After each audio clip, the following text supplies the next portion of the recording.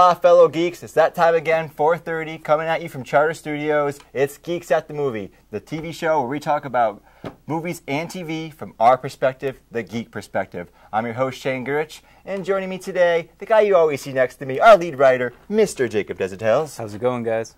Are you ready, Jake, to talk about the movies? Yes, I am. And I'm ready too. So let's start off with geek news. We always start our show with the latest from movies and TVs from our perspective, as always, the geek perspective. Item 1. Over the weekend, new pictures from the upcoming DC film Batman vs. Superman Dawn of Justice were released through Entertainment Weekly. In these new pictures, we see Batman and Superman face-to-face, Wonder Woman with Bruce Wayne at a fancy event, Lex Luthor with a full head of hair, and other scenes that we saw in the teaser trailer released earlier this year. Jake, tell me, what'd you think of these? I thought they were really cool. I like the one where Superman and Batman are face-to-face the most. That's the most intense scene. And you can see Batman's anger in his face just in that one shot. But I think the most interesting one after that is one with him and Princess Diana. That was my favorite picture. Because, okay, so for the people that watch the Justice League Unlimited and animated show, you know that Batman and Wonder Woman have a relationship. Is that setting? Are they going to do that in these movies? Because you see, he's kind of like getting up on her in the picture a little bit. It's kind of, so, and I don't think she's going to play that big of a role. I don't think that doesn't sway my perspective on that. I think she's going to be a minor role. And in the article, it said that Wonder Woman's going to be the gateway drug to the Justice League films. So that makes me think even more that she's going to have a minor role in it. That's what I wanted to have. I want them to set up the Trinity that they're going to have, and then that just be it. And then Justice League is when we're going to see them all together again. Yeah, I don't want this to be Justice League, the prequel. Yeah. No, I want this to be a separate movie. I want this to be Batman and Superman movie. Yeah. It ends up setting up the Justice League, but it isn't just Justice League Light or some other light. I want that. I want that movie. It's the same way I want Captain America 3, Civil War. I want that to be a Captain America movie. I want this to be about Superman and Batman. Yeah. Because those are the big characters. It's cool the way DC's doing this. They're setting it up for future films, and I'm a little more worried than you, Jake, about the role these other characters are going to play. I'm worried they're going to take away from the core of the film, and that we're going to have too much of them. Why are you so confident that's not going to be the case? I think I'm just confident in the way that Zack Snyder directs his films and the way that DC seems to be moving along with the cinematic universe that they're creating. I think that they know what the point of each film needs to be and I think there's a clear reason why they're adding in all these other characters. They're going to be there just to introduce them for the Justice League film that's going to come out, and they're going to be there just to set that up, and they're going to have really small roles. They're supporting roles, yeah, to supporting the main characters. And I think why we haven't seen anything else from Aquaman is just he's going to be in one scene. I think that's going to be it, and we haven't seen anything from the guy that's going to be Cyborg. So I think he's going to be in one scene. I think because they revealed that there's a football scene, like a football game. I think he's going to be one of the football players, and that's all we're going to see of him. Is that something that's in the canon for the comics? Yeah, Is that part of his story? Yeah, I'm pretty sure he's a football player. So, and then another thing in the article was why Batman is so pissed at Superman is because one of the buildings that went down was one of his buildings, and some of his workers were in the building still. So that's one of the reasons why he's so mad at Superman, that he thinks he's a threat. That is fantastic. Yeah. I didn't know this. That makes perfect sense to me. Yeah. Look what you caused. This is so ridiculous. Thank you, Jacob. I am now bought on this storyline, because I was just going to buy it anyway because, hey, whatever. This is cool because they're fighting against comic books. But a lot of times I find it a little convenient how the characters always end up fighting. Like the first Avengers film or the second one, they always have the climactic showdowns between all the characters. And it's like, yeah, okay, but they always have to have it because the fans want to see it. And I want to see it. And sometimes I overlook, this is a little quick rush to judgment where they got into a fight. That sounds like a really legitimate reason why you would have a problem with this character. I buy it immediately as soon as you tell it to me. Yeah. He owns his property. His own people were there. They died. You could, depending on your perspective, blame it on Superman. Yeah. He wasn't there, and what's happening. Yeah. He didn't know the details. Yeah, there's a lot of really interesting stuff in this article. Like, and the last picture we didn't talk about yet is Lex Luthor with hair. He has hair. Yeah. But we saw the picture of him without hair. I know. Maybe it's a wig, like the original Superman movies with Gene Hackman as Yep. Lex Luthor. Had the curly-haired wig. But who knows? Maybe it's a flashback and it shows how he loses his hair. Is it a transition? Is it he's first a nice guy and then bad things happen? Maybe something like that. Because in one of the Superman storylines somewhere, he blames Superman for his loss of his hair too. Was that in Smallville where he blamed him? I think it was in Smallville. Because there's like the Superman crashed. Yeah. And he lost his hair in the explosion for the radiation or something. But I wasn't a fan of that show, but I think I saw like the first few episodes and that might have been part of it. Yeah, he had red hair, I think, naturally, big bushy red hair. Yeah. So I think maybe it's either a flashback scene or he's wearing a wig. That's not really a big thing to me. It's just interesting that they chose to have him have hair when they released the picture of him bald. Yeah, this is now the art of the tease, like the art of the trailer. This is how a new thing now. It's like, how can you market this film in the best, most interesting way possible? Yeah. Because with social media, there's so many different things you could do. Why did they choose these particular pictures? Yeah. As opposed to any other pictures? Yeah, and they had the one where all those people with the face paint are touching Superman.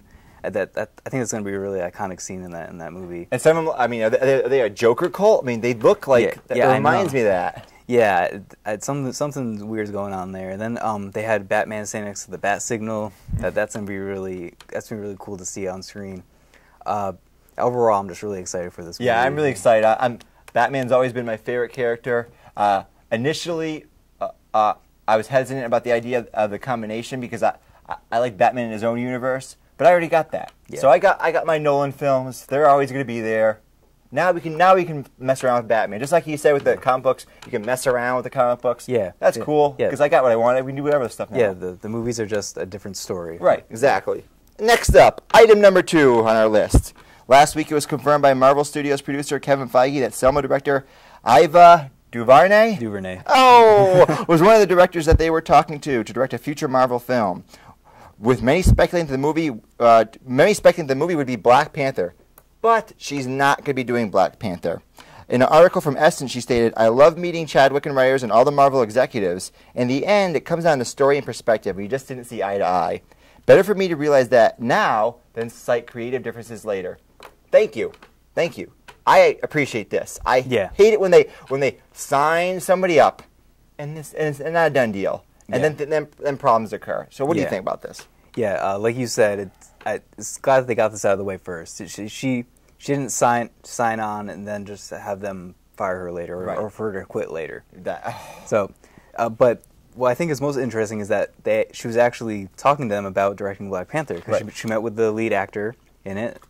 She met with them about writing the script and everything like that. So that's really interesting. They wanted her to direct that movie, and she had some interest. Yeah, she did. Okay, we'll talk about this. This seems appealing to me on some level. But it's all just her style. It didn't fit with what they wanted to do. Right. So, it doesn't say that she won't direct another Marvel movie, but I don't think it will be anything anytime soon because she'll want to evolve as a director, and then if they want her to do another movie, then she might sign on. It's an interesting challenge going into this shared universe now for any director. Yeah. Because now, I was watching some show, and they were talking about developing a number of movies. And then they're talking, I forget the movie they were talking about, but they said, oh, well, we have this in place, we have this cast, this is where we're going to shoot, but we haven't gotten the director yet. And some of the people commented, like, that's kind of strange. They don't have the director, but they have all this other stuff done. Yeah. Like, if you had a movie with, say, Martin Scorsese or Steven Spielberg, none of that would be done. Yeah. He would be involved. But now, when you have the shared universe, you have to have this is in place. Deal with it or not. Yeah, you got to get everything set up and then get the right director for it. And they have to take it or leave it because they can't change it. Because when you have a director he wants it his own way, that can cause problems. I like Joss Whedon a lot. Yeah. But there was friction with the latest Avengers movie. Yeah. And I think the movie suffered slightly for it in terms of its shared universe aspect. I think there were some problems that Marvel wanted this in, and he didn't, and there was some compromises made because it was too far along in production to do anything else. And I think it hurt the movie. The movie was great. It was fantastic. We loved the movie. Yeah. But there were some aspects that were like, wait a second. Why? Some of the things with S.H.I.E.L.D. Yeah. They didn't meet eye to eye, and it hurt the shared universe aspect. Yeah, I think now moving on, they're going to make sure that their directors are on board to contribute to the cinematic universe. Right. Yeah. This is what it is. These are the things that have to be here. Yeah. This is what you're allowed to play with. If you're okay with that, come on board. If you want to mess with these, you can't because they have to stay the same. Otherwise, it doesn't make sense. Yeah, and they have returning directors. The guys that directed Winter Soldier are going to be directing Civil War and the next 2 Avengers movies. Oh, so they if they don't like what's happening in between those films, they just have to deal with it. Right. But I don't think they're going to have the problem that Joss Whedon did. I think they know what they're doing, and they're going to proceed in a good way. It's going to contribute to the cinematic universe overall. I'm really happy that those guys are on board because Winter Soldier is my favorite MCU film. Yeah, it's amazing. Yeah. I love Winter Soldier. Lots of great MCU films, but keep that going. Next up on our list, item number 3. The first photo from the upcoming show, Ash vs. Evil Dead, has been released. The show is a continuation of the Evil Dead film franchise, with Bruce Campbell returning as the main character, Ash Williams, and director Sam Raimi directing the pilot episode and acting as an executive producer for the series as a whole. I have no idea what I just told you. Explain this to me. Okay, so I'm not a big horror guy. That's not my favorite genre at all, but I really like all of the Evil Dead movies. They're some of the best, especially in the second one, some of the best horror comedy stuff that I've ever seen. I'm so confused now. Okay, so what's Evil Dead? So Evil Dead is a movie. The first one is about a movie about these group of teenagers that go into a cabin in the woods. Sounds pretty straightforward, right? Yeah, and then pretty generic. And then they start getting possessed by this thing called the Evil Dead. It comes from this book called the Necronomicon. I don't know how it's pronounced. Necronomicon? Correct me if I'm wrong on the pronunciation. That sounds like a book that's outside of just that movie. Well, it's a book that's made out of human flesh, just standard horror stuff. Okay. And then it's like then when you open it, it summons the Evil Dead and then starts possessing people. And then legitimate and normal makes sense to me. Yeah. and then so the first movie is like a great just horror movie. And the second one, Sam Raimi I think he lost his mind a little and just went completely out there, totally wild, had some awesome action stuff. So, spoilers for you that haven't seen the movie. Sorry, Shane. The disappointment. the main character, Ash, loses his hand, replaces it with a chainsaw. and he starts hacking out these evil people. Like his girlfriend is one of the people that get possessed. So I know it sounds completely ridiculous. That's why I love it, because it's so cheesy and everything like that. But it's great. So I'm really excited about this new show, because there was obvious after the third. Because movie, you want Chainsaw Hand Man back. Yes, I want Ash back, because he's a total idiot, but he knows how to use a chainsaw hand effectively. Yes, exactly. You need to see the movies to understand it completely.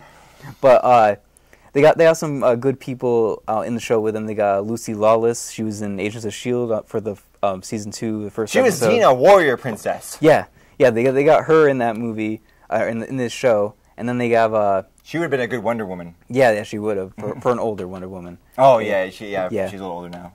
They got some other people, but they got everyone else returning. They got Sam Raimi back. And Sam Raimi has always kept Bruce Campbell around in his films. He's had cameos in every single Spider-Man film. He was in the second one. He was the bouncer at the play that Peter wanted to get into, that Mary Jane was in. I've tried to erase the newer Spider-Mans from my mind. These are the originals. Yeah, yes. the original Spider-Man too. Oh, I like those, but they're so long ago, I can't remember. Okay, well, yeah, he was in all of those. He had cameos. So Sam Raimi likes to keep this guy around because he's worked with him since the beginning with Evil Dead and Evil Dead 2, Army of Darkness. And then, this is a little bit off topic, but the newer Evil Dead movie... We do what we want. Yeah, the newer Evil Dead movie didn't. It was about like a completely new story, and it was going back to like the original horror roots, and that was a great horror movie. If you haven't seen that movie, you should go watch it. That's a great new horror movie, and then it has little Bruce Campbell cameo at the end of the credits, because his line that he's known for is he just looks at the camera and goes, "Groovy." And I know it sounds really stupid, but you got to see the movies. I'll recommend you in one of our other segments to watch the Evil Dead movies. Oh, the brutality! All three. Oh, the brutality! But yeah, these movies are just full of one-liners and crazy action. And Chainsaw Hand Man. Yes, yes. Ash is one of the best horror action people in any of these films. They're actually planning on doing a Freddy versus Jason versus Ash movie. Oh wow! Okay. They were actually planning on doing that. Why not? That would have been awesome. Why not? Why not just throw them in there? Throw it all in there. Yeah, it would have been incredible. But Freddy vs. Jason was horrible, obviously. So they didn't do that. Those movies often turn out bad. I'm always disappointed when they do versus movies. Like, and whenever they try to revitalize a horror series, it always turns out bad usually. So, but this is a TV series, and they brought all the original people back, even the producers from the original Evil Dead movies. They brought them all back for this show. I'm really excited. Now you know nothing about it, but I'm. Jacob's excitement level is high, folks. I'm stoked for this TV show, and it's on Showtime, so it's one of those other channels. It's not on like the basic, like CBS or anything like those. So it's kind of like HBO. It's gonna be like that kind of quality, hopefully. Kinda, because Showtime is not the same quality. Yeah, I know, but they're gonna be able to show what they want. They're gonna be able to Showtime is one step below HBO. Yeah, they're gonna be able to show all that chainsaw hacking. Just like we do what we want, they do what they want. Yeah. All right then. Next topic. Item number 4. It has been reported that movie titles under the DC Vertigo imprint will be moving from Warner Brothers to the smaller studio label New Line Cinema. These films include Joseph Gordon-Levitt's Sandman movie, but not the Justice League Dark movie, which director Guillermo del Toro is no longer attached to. Before we say anything about this, you know how often I hear that Del Toro is no longer attached to a project? That's starting to piss me off.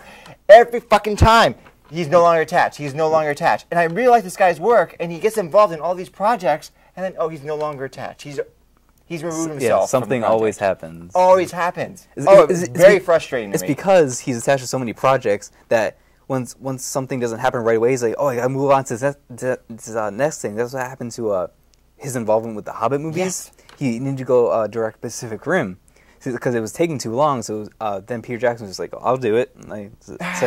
But we're basically talking about... I understand his impatience, but I like his craft, and I really wish he did The Hobbit. Yeah. I really wish he did The Hobbit. It would have been awesome. Yeah. But we're basically talking about two things here. The first thing of which back to the news item. The first thing is all the Vertigo stuff is moving to a new studio, and that makes sense to me because... Can you explain to me why did you combine DC Vertigo here? Okay, so Vertigo is a sub imprint owned by DC. Okay, so DC's the parent company. Yeah. Okay. And Vertigo has all these weird creature stories, John Constantine is a Vertigo character, Swamp Thing, all these weird... They're not part of the DC universe, they're the Vertigo. Well, yeah. Okay. They cross over sometimes, but I think why they did this is because they want the Vertigo...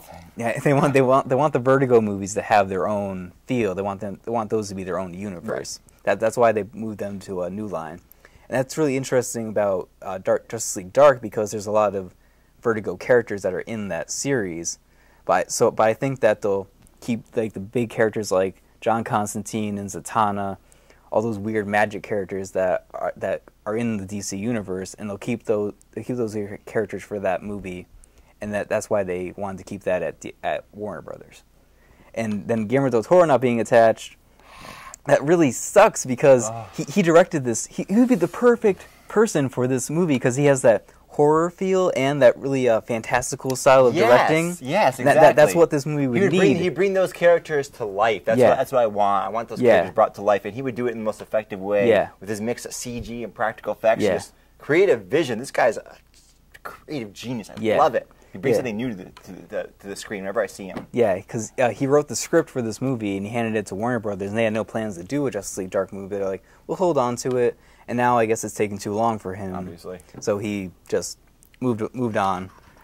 But it's interesting because it sounds like they're actually planning to do a Justice League Dark movie in the future. What is Justice League Dark? I don't know what that is. It's basically just all of DC's weird magical people. They have a dead man. I think he was in a comic that you read. There are so many characters in the comics I read, Jacob. I have no idea who they are.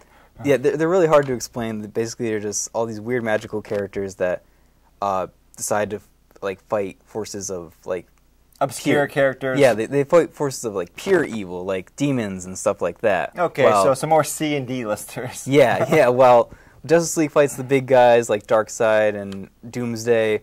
These guys are fighting weird creatures that are coming out of hell and stuff like that. Whatever, I'll buy it. Yeah, throw it up on the screen. I'll go watch it. It's just too bad Guillermo del Toro is not directing it. Yeah, well, maybe I won't watch it now. Just to spite you. No, that's a lie. I'll still watch it. It doesn't matter. I'll still watch it. I'll complain afterward about how bad it is and how better it would have been with del Toro.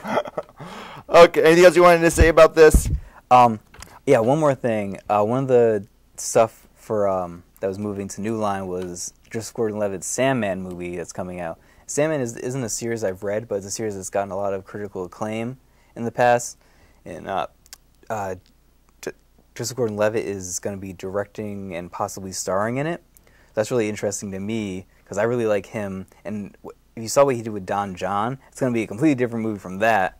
But he showed that he knows how to direct a movie.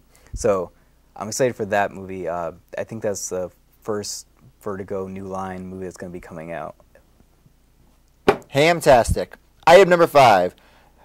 The director of the new Star Wars film, Justin Lin, has revealed the title of the film as Star Trek Beyond. Did I say Star Wars? Yeah, you did first. Oh, God, no. Star Trek. Well, I was always more of a Trekkie than a Star Wars guy. Anyways, the title of the film is Star Trek Beyond. He tweeted it out, and he showed a close-up picture of the Starfleet logo patch with the caption, "Let the Starfleet voyage begin." Tell me more about this. I think it's a good title. It's okay. It's whatever. Yeah, Into Darkness wasn't a great title either. It just goes with the Star Wars feel. To me, it's generic, but it's appropriate. Yeah. It's not garbage. It's not ooh, neat. Yeah. But it works. Yeah, but what I like about what I'm hearing about this movie is that it sounds like it's going to be more about the exploration aspect of Star Trek. They're going to go explore new planets and stuff like that. You don't like that? No. I doubt it's not. It's not. Okay. There's never been a Star Trek film that is Star Trek. I'm a big Star Trek fan. I've watched all Next Generation over a dozen times. The original series, Deep Space Nine, Voyager. The next big fan. When they make Star Trek films, they don't make Star Trek. Star Trek as a show is a commentary show about social issues and sometimes about just philosophical issues, and it's done in space. It was never about the battles. It was never about the things they do in movies. When they do this stuff in the movies, it's not Star Trek. It's not about the fighting. It's not about all these things. It's about I'm not going to go on my Star Trek ranks. Just go on and on. So when you tell me it's going to be more about exploration and about the ideals, that sounds like what Star Trek is. And I just can't imagine a modern movie doing that. I can't imagine appealing to that audience. But he said, "Let the Star Trek voyage begin." He said it. That's true. Jacob, you've convinced me. My arguments were all invalid. Thank you. Sorry. But that's not to say I don't like the Star Trek films. So let me just point that out. I like Star Trek First Contact. I like the new remakes. I even like Star Trek Insurrection, which was the closest thing they ever did, which a lot of people didn't like. That was the third Next Generation film. I heard about that movie. Which a lot of people didn't like, but it was actually my favorite of the Next Generation films because it was the only one that approached actual Star Trekness, where they actually talked about issues that are appropriate to Star Trek. It had problems, but I like the underlying social commentary. Anyways, so I like the films. They're not, as someone that grew up from the age of 5 watching Star Trek Next Generation, they're not that. They're not why I got into Star Trek. And, yeah, I've never watched an episode of Star Trek in my life. Yeah. So, we need to correct that. But I really like the movies. And I've never been a Star Trek fan before. I was always on the Star Wars side. And I still am. Right. But I really like the Star Trek movies. Because they're Star Wars. They're not Star Trek. They're something else. They're nothing like Star Trek. It's nothing like nothing. It's completely. It's the same characters. Nothing like it. Everything else is different. But I really like that. And one of my favorite parts about the second movie was at the very beginning when they're on that planet and everything's red. Yep. Because that was like they were exploring a new planet. That was cool to me, and then they were with this other civilization, and that's why I hope they expand. When they're on Vulcan, are you talking about when they're on Vulcan, the desert planet? Everything was red. I don't know. Because Vulcan's a harsh environment. Spock's people. No, it wasn't. It wasn't on Vulcan. Okay. Yeah, it wasn't that. I can't remember the movie too well, but okay, but yeah, I hope they expand on that aspect of the Star Trek, like how it goes. See, I see what you're saying, but it's so weird for me hearing you say that when you're talking about the films, and to me that's nothing. It's not the show. It's not what Gene Roddenberry's vision was. It's not the original series. It's not. There's the original series, Next Generation, and they followed that formula of what Gene Roddenberry's vision was. And I like that formula Gene Roddenberry's vision was. Other people may not like it, and they like the movies, and I like the movies too. But as a guy, I can't get past the fact I grew up on this TV show as a little kid. And I loved it, and I see these Star Trek movies. I'm like, get rid of the Star Trek movie. Well, just get rid of it. It's not what it is. It's something else. Here's something interesting, though, that was probably going to make you really mad. The original script for this new movie, they got rid of it because the studio said it was too Star Trek-y. So of course. So they got all these. So they got it went through a bunch of different rewrites. Star Trek's boring. You watch a lot of Next Generation episodes. It's the underlying social commentary. There's often not a lot of action. It's just talking. It's interesting. It's deep sometimes. Yeah, and Simon Pegg was doing one of the rewrites for the film. I hope they kept some, because he's a really big fanboy of both Star Trek and Star Wars, all that stuff. So I hope they keep some of his stuff in the new script, because I think that might add some of the little more of the old Star Trek flavor into it. Yes. So they could not just make it a big action fest. Yeah, I would like that. I like those movies. Those movies are good. They're entertaining to me. I just go. It's just not Star Trek. It has nothing to do with it. It has the same characters, but it doesn't have any of the actual aspects that are similar to the show. I mean, it's just it's superficial. It's superficially similar, but the underlying thrust of the show is completely different. But I still watch it and I still like it. But I would like that they just do a little bit of the other stuff in, a little bit of the social commentary and the philosophy and this and that. They could do that. Well, the director that they got is fairly new to action. He directed the newest Fast and the Furious movie, and this will be his second big action movie. So I think maybe he'll add he'll focus more on the characters than the big thing. But when upcoming directors get a new budget, a big budget, they tend to focus on other things. Because you want to play with your new toys. Yeah. So, but he's already gotten that experience with the Fast and the Furious movies. So maybe now he'll know that this is something more than just action and everything like that. They definitely been going in a better direction with this movie, because they originally got a guy who's never directed a movie before to direct this one, but he was the writer and the producer on the other two movies. So they're like, hey, he knows Star Trek.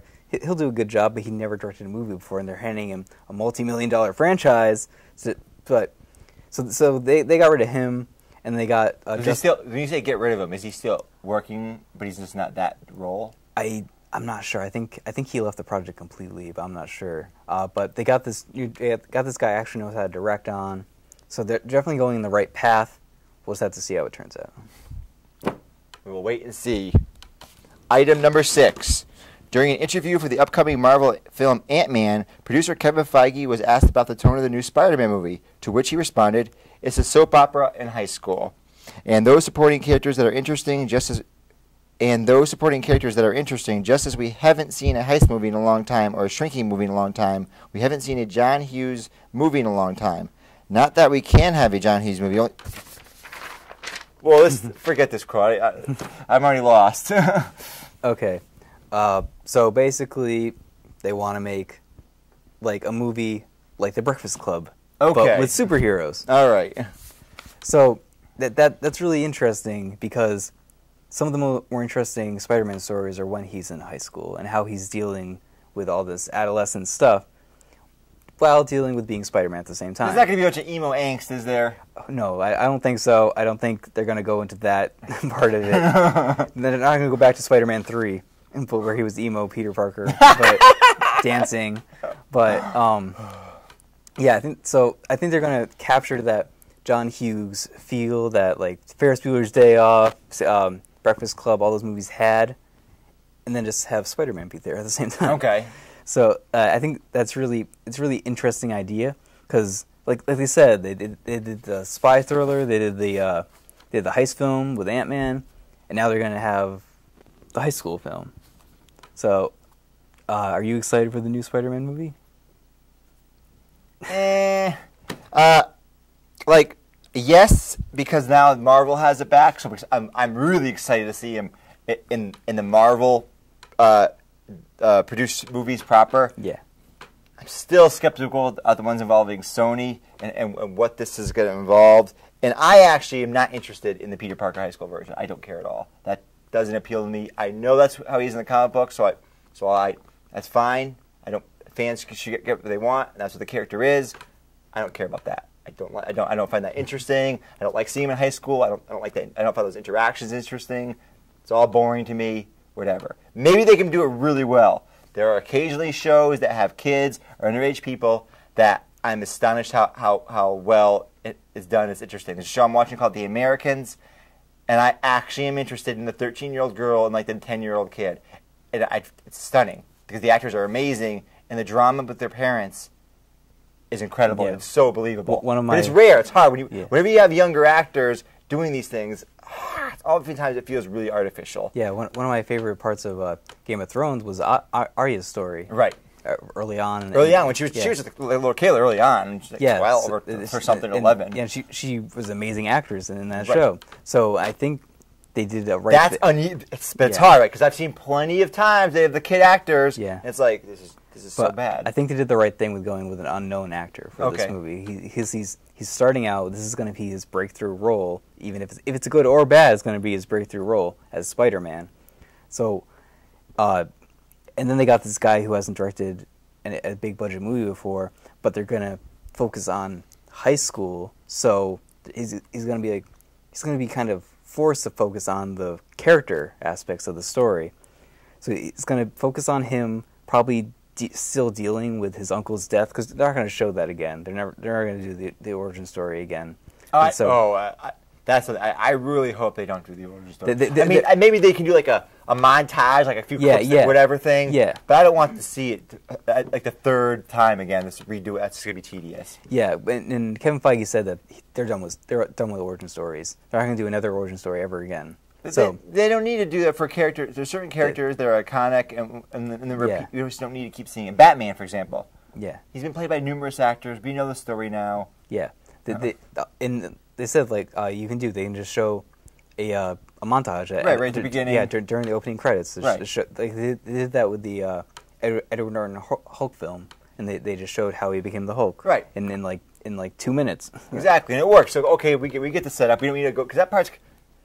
It can be interesting. Yeah. But it also can be. I feel it can be kind of a drag. Yeah. It's like I came here to see action and superheroes doing cool stuff. I don't want to see half an hour of him in his boring life and how much it sucks, and then it gets changed by this life changing. Yeah. I don't need to see that. I think he's already going to be Spider-Man when this movie starts, and he's going to be dealing with his first supervillain encounter, while also dealing with Mary Jane or Gwen Stacy, whoever they want to focus on.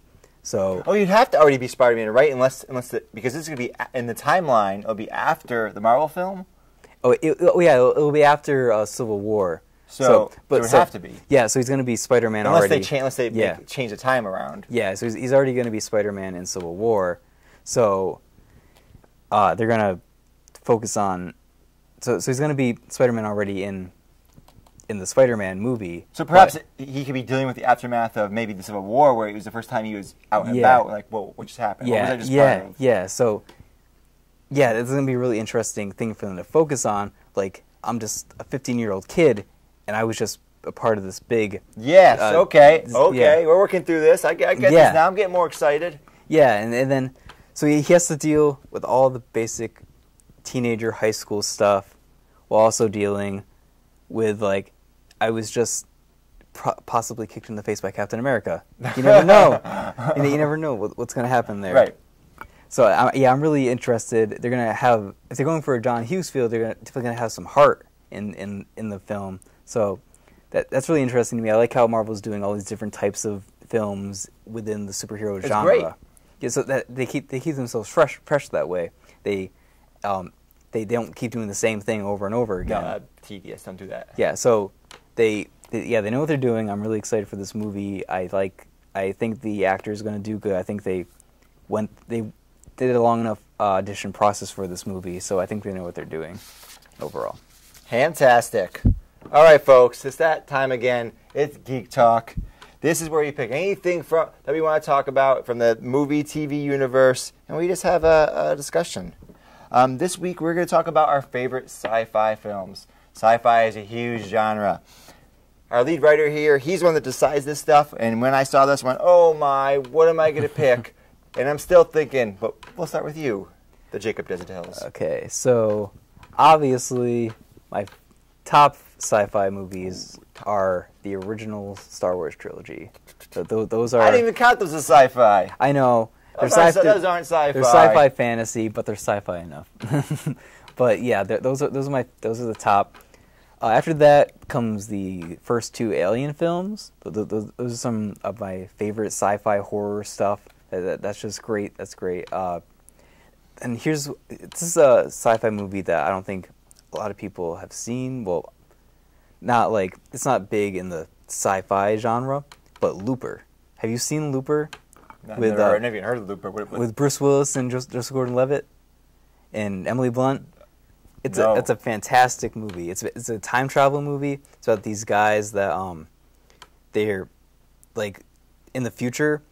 Crime has like they can people who when they murder someone they can't like get rid of the body. Like technology is so far along that the police will just find the body immediately and then arrest the people. So the people that they want to assassinate, they send them back in time, and they have these guys there called loopers that stand there, wait for the body to show up, and then to shoot them as soon as they show up.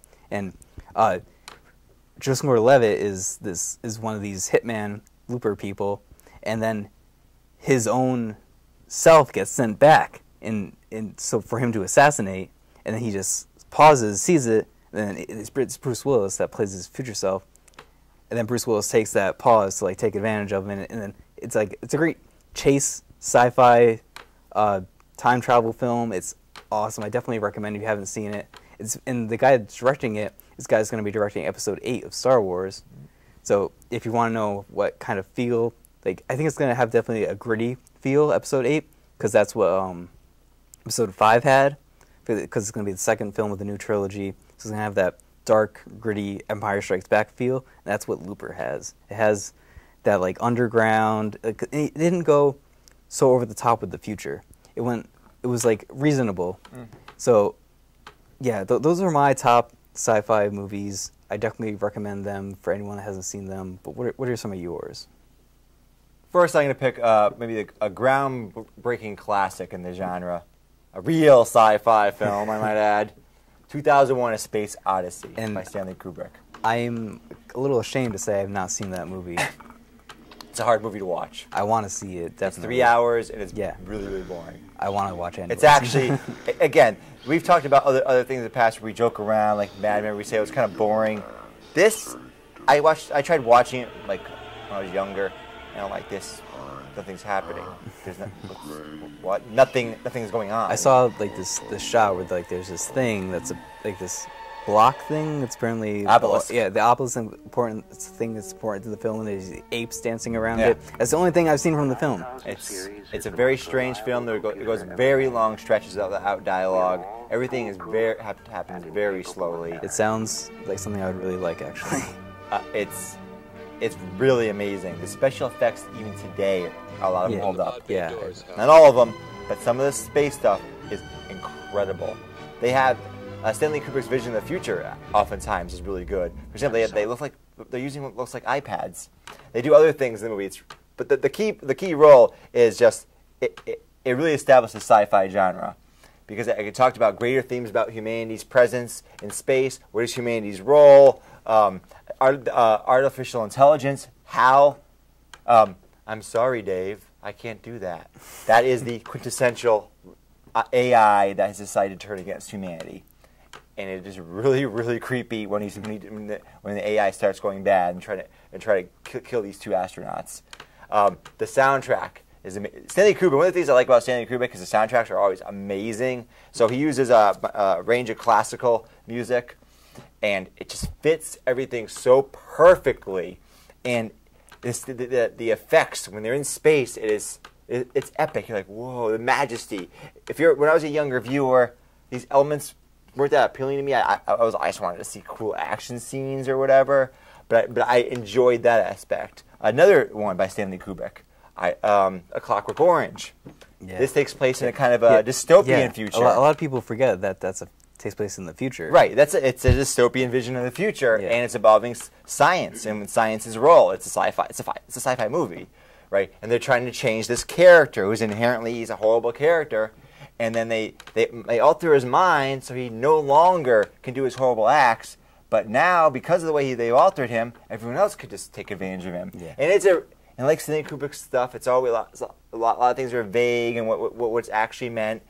But it's just really well done, and it's sci-fi. One of the things that I think real sci-fi is about is they use these fantastical visions to explore different issues that might be difficult to explore in other ways. But like Star Trek, some of the original Star Trek episodes, they oftentimes would explore issues of racism, but they couldn't outright talk about racism. But they'd use interesting avenues to do this. So they had one episode where there are these two people on a planet. They're the last survivors of the planet, and they hate each other.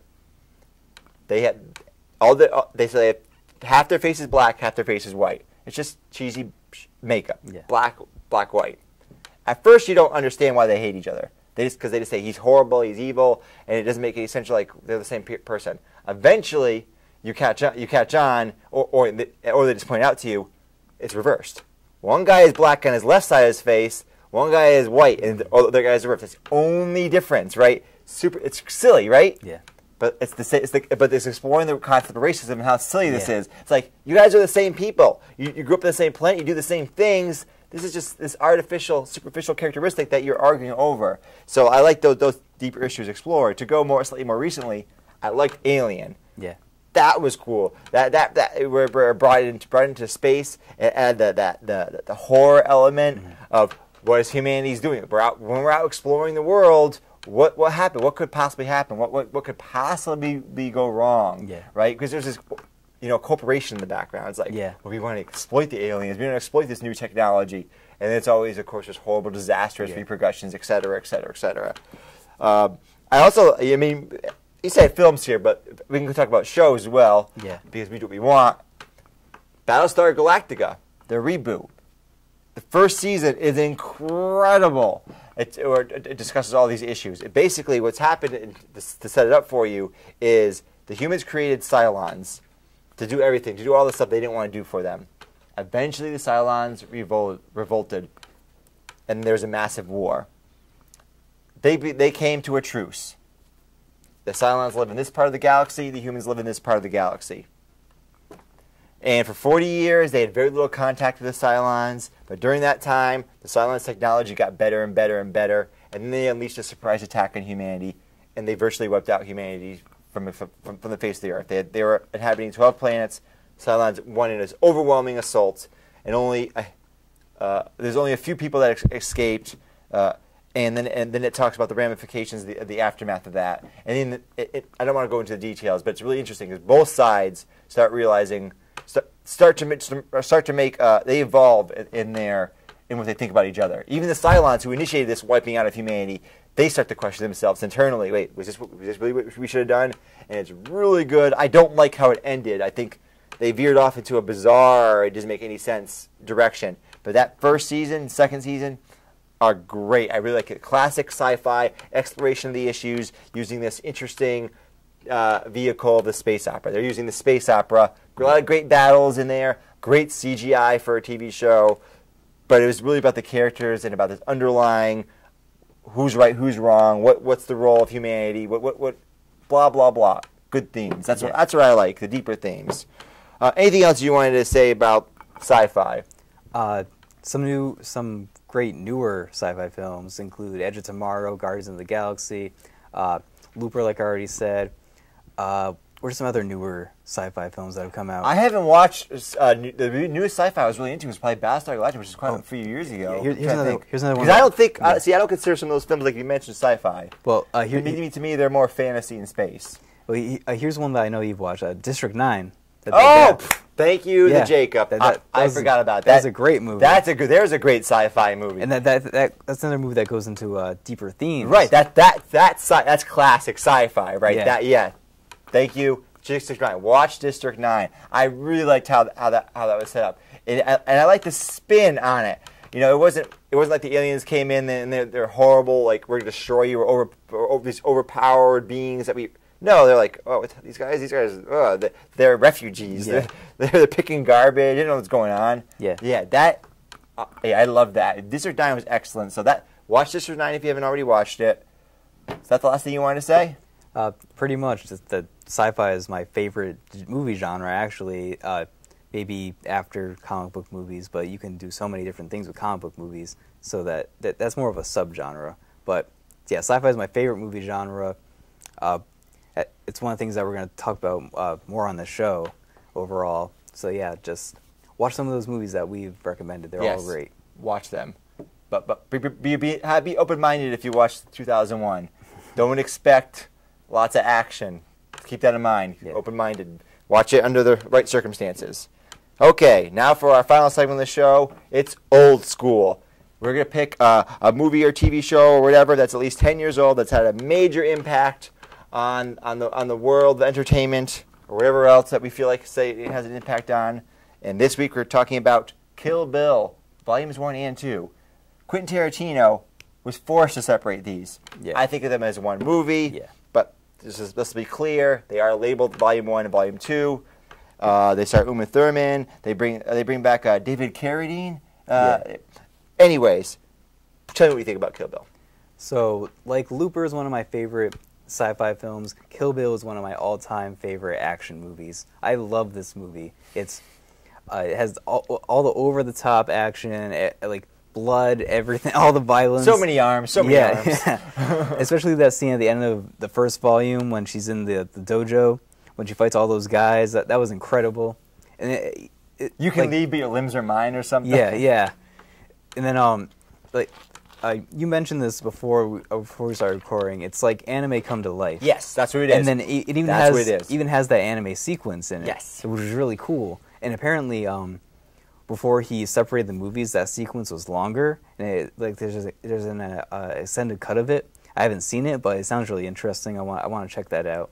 One of the most when I hear that song that the nurse is singing at the beginning of the first volume, when she's whistling the song. Yep. Every time I think of that scene. It's just so creepy, but it's so chilling, but so awesome all at the same time. Because another one of my favorite subgenres of films is revenge films. This is the classic revenge film. Oh yeah, it's all it is revenge. I love it. It's so badass and awesome. And Quentin Tarantino is one of my favorite directors. Pretty much just for this movie, because that introduced me to Pulp Fiction and Glorious Bastards, all those great movies. Kill Bill, it's awesome. What do you think about it? I liked Kill Bill. I didn't like as much as Jake, but it's a good film. I was more interested in the reaction to it from some circles, and I'm always really amused when people that don't know what they're talking about talk about things, and they make it really obvious they don't know what they're talking about. So there was a lot of backlash to this film from certain more conservative sectors. People saying, oh, this film is overly violent, this is horrific. And I saw actually one particular commentary. I saw Bill O'Reilly talking about this film, about how this is the most violent movie he's ever seen, and then he went on and on pontificating about how terrible it was. Well, I found that so bizarre when he said that, because to me, Kill Bill is nowhere near the most violent film I've ever seen. not even close because it's laughable. It's so ridiculous. None of it is believable. It was made to be like a callback to the original Kung Fu films, right? With the crappy effects and all that. Yes, it's that, and then it's an homage to anime. Yeah, it's all over the time. When I think of violent films, I think of films where I go, "Wow, this is like he's really killing that person. This is like what would actually happen if someone was being killed." Yeah, that's what I think of.